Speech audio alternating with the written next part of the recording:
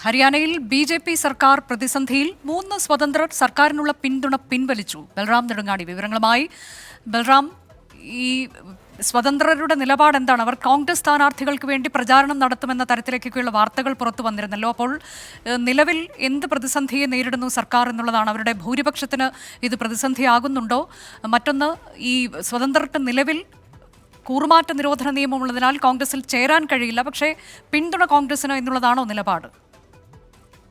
അനുജ, തീർച്ചയായും 3 സ്വതന്ത്ര MLA-മാർ നിലവിൽ നിലപാട് മാറ്റിയിരിക്കുന്നു. BJP സർക്കാരിനുള്ള പിന്തുണ പിൻവലിച്ചുകൊണ്ട് കോൺഗ്രസിനെ പിന്തുണയ്ക്കാൻ ഈ 3 സ്വതന്ത്രർ തീരുമാനിച്ചിരിക്കുന്നു എന്നുള്ളതാണ്.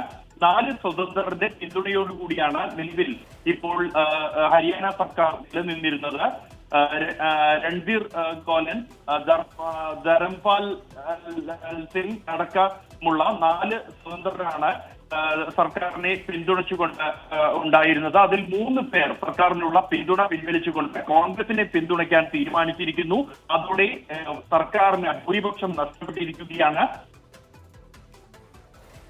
ഹരിയാന സർക്കാരിന് ഭൂരിപക്ഷം നഷ്ടപ്പെട്ടിരിക്കുന്നു. 3 സ്വതന്ത്രർ പിന്തുണ പിൻവലിച്ചു.